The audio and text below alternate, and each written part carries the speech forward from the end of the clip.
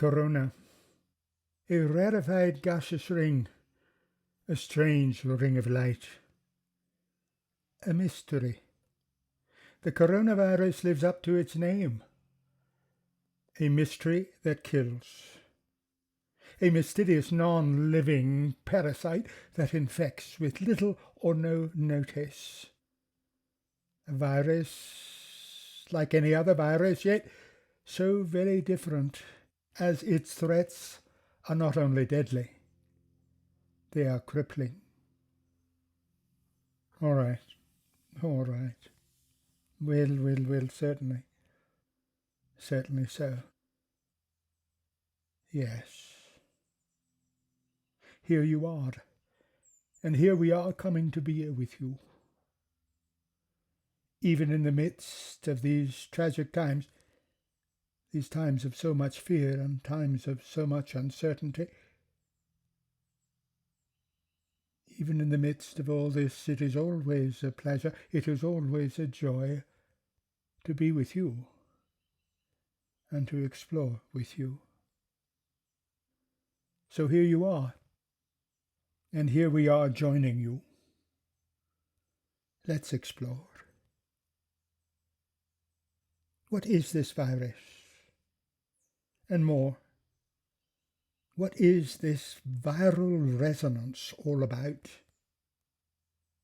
As with any reality that you participate in, that you are creating by causing or allowing, and in this case, by allowing, it is first important to assess, what is this coronavirus doing to me? What is it taking away from me? How is it impeding me? It's also important to look at, what is it giving me? How is it feeding my resistance, for example? How is it feeding my impedance? Whatever your questions, however you phrase them, it is important to ask, what does this virus deny me? And what permission does it give me? What does it deny me? And what does it give me? Now, all these questions are not necessarily relevant to you, but by asking them, you can open your gateway to understanding. Why are you allowing this virus into your reality? At a distance, yes, and hopefully you can keep it at a distance, certainly so, but you are allowing it in your reality. Why? Why are you? What does it mean to you? It is a mystery, and mystery is fertile stuff. In the grand sweep of reality creation, first you create the space, the dominion, and then you infuse that space with mystery. Only then do you create and manifest. Mystery is fertile stuff. It sparks and triggers the raw materials of belief and attitude, of thought and feeling, and of decisions and choices. Mystery sparks and triggers all, in varying degrees, in varying ways, all the raw materials. It sharpens the tools of creation. It sharpens and hones imagination, especially imagination, and expectation and desire are soon to follow. Mystery also challenges the generating energies of trust and of gratitude and of happiness and joy, and mystery even challenges value.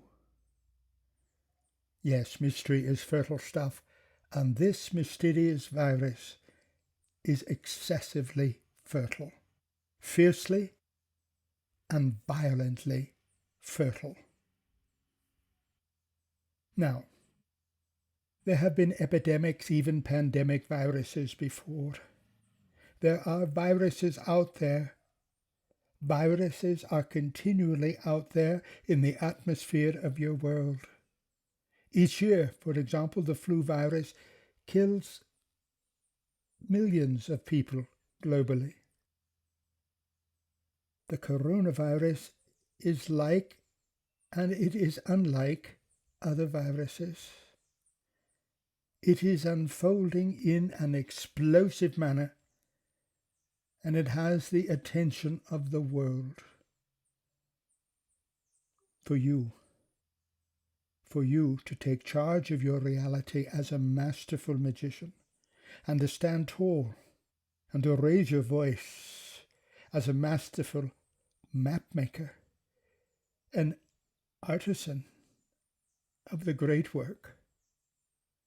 During this runaway time of global crisis that is killing thousands of people and altering the lives of millions, it is important and valuable for you to grasp an understanding of the backdrop and the foundation of this coronavirus.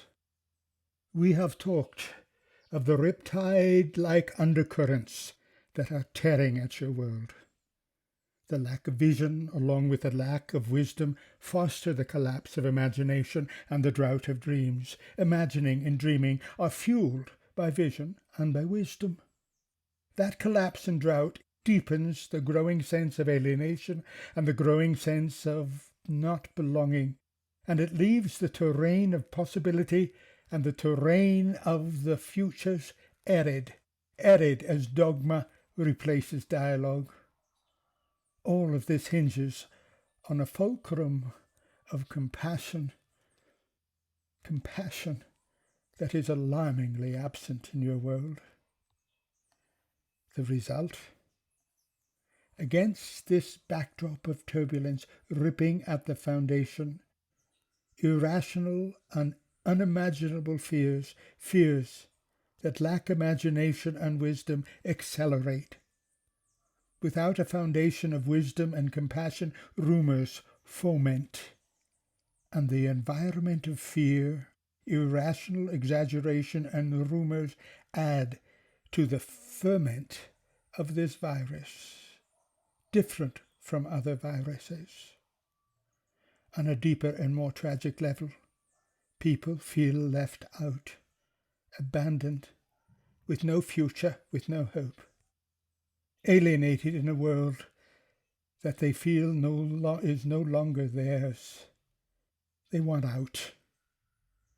Some have given up and want to die without putting those words to their desire. They don't consciously want to die. They aren't suicidal. That they want this life to end without naming their desire. Others want to give up. Haven't done so yet, but want to give up and want to be done with all this mess. They want it to be over. They want to leave without articulating what leaving means. You hear the phrase, I am tired of this mess. I just want it to end. I want it to be over. The coronavirus is a response to the unconscious and subconscious desire for the current reality, the current world to end. Few among the many who have and will die have made peace with dying and have come to see dying as the ultimate healing. They are ready to die, and they, along with their higher self and soul, are using this virus as an easy, even for some an elegant way to leave the physical behind. Few among the many who are dying, for most among the many, ripped and torn by these undercurrents, the desire of wanting out, the desire of wanting all this to end, the desire has become a petri dish that attracts and allows this non-living energy, this virus, to grow like a crowning ring. This virus has become a gateway, a portal, a gateway to fulfill that desire of wanting out, that desire of wanting it all to end. The petri dish has attracted and allowed this virus, and the virus has become a gateway. It has opened, and it continues to open. It has grown, fierce and violent. It has festered. People are dying. People are dying. But wait, you want the current world to end. You want to move through this destructive phase as the old ways are crumbling. You want it all to end. But there is a difference. You have visions of a new world, and you have wisdom. In the face of this turbulence and violence and injustice and inhumanity, even in the face of this virus, you see a bigger picture. You have imagination and you have dreams. Yes, you want it to end, but you are articulate about what that means. You know you belong, you know you're in the right place at the right time to deal with all this, and you resist dogma, and you reach and search for dialogue. And if perchance you don't, you should be reaching for dialogue. At your core, you have compassion. And compassion is what you need to close this particular gateway that this coronavirus is offering by infecting the world. But you see, this virus is not only mysterious, it is complex. Its presence not only offers an opportunity to exit, it offers an opportunity to step back, to pause, and to assess. It offers the opportunity to choose new directions with new choices and new decisions. Even with the community spread of this virus, as people and as you opt to stay home, retreating for a time from your regular routine and spending time alone or with your family, there is the opportunity to assess your relationship with your community of family, your community of spiritual family, and with your community of friends. As people out of choice or necessity disrupt their daily routine, as you disrupt your automatic routine, you have the opportunity to reevaluate how you live your life, assessing what you do and who you are being. And with that assessment, you have the opportunity to make new choices, new decisions, and to find new directions. The presence of this virus does not give you new choices or decisions or directions. It gives you or offers you an opportunity. The coronavirus also inspires a new look at mattering. People, aware of this raging virus and of the destruction left in its path, begin to look at what matters to them personally. For you, this virus can inspire a look at the mystery of mattering, with its power and with its magic. It can inspire you to understand the things that matter, the values that matter, and the love and the beauty that matter in your life. Beyond understanding, you can value the matter and mattering. You can accept it and own it. You can be it. You can be it. And you can embrace the mattering as part of your new being, part of your grace.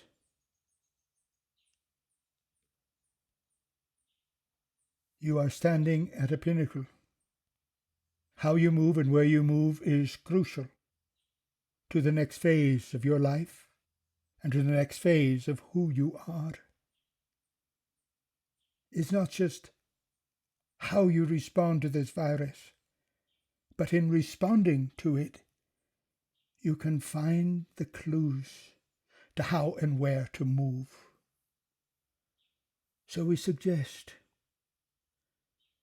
awaken your compassions and activate your imagination and your dreams very consciously. Embrace your imaging and the imaginings and the dreamings that you have. Embrace them consciously. You know you're a dreamer, you know you're imagined, but live it. Be conscious of it. In the face of this virus, in the face of what's going on, in order to close that gateway, awaken your compassions and activate your imagination in your dreams. And flow your imaginings and flow your dreams into the world. You won't lose them by releasing them into the world. In fact, you'll gain them. Flow your imaginings and your dreamings into a world where imagination collapsed and dreams are so absent. Flow into the world, and particularly into the hot spots of this virus. Flow your imagings and your dreamings. Secondly, we suggest flow compassion to those who want this world to end without having a vision of what that means. Flow your compassion to those who are lost or think they are lost, who are living in a world that is not their own, who want out, who want to exit. Flow your compassion to them. Flow compassion rich with love and beauty and joy and hope. Flow this compassion to those people. You don't need to know them, but you know they're out there.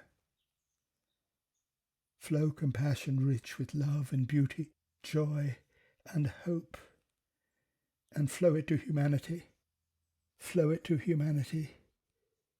In this compassion, include seeds of a vibrant future of love and beauty and joy and hope. Joy is the healer. Hope is the initiator and the herald of a bright future. Another suggestion: disrupt your daily routine and focus on assessing what matters to you. Don't just repeat your list. Move beyond the cliches. Don't abandon them, just move beyond them and take the time to really understand not only what matters, but why it matters to you. And also assess the worth of those things that matter to you. Prioritize them, maybe that's what you want to call it, but to assess the worth of the things that matter to you. That is, assess how much worth you give to the mattering in your life. How much attention, with what intention? How do you change your action and your image connected to the mattering in your life? As you embrace mattering, let it be natural, a part of your nature, a part of your grace. Yes, by allowing mattering to be a part of your nature, to be a part of your grace, you contribute to the healing energy in which this virus cannot survive.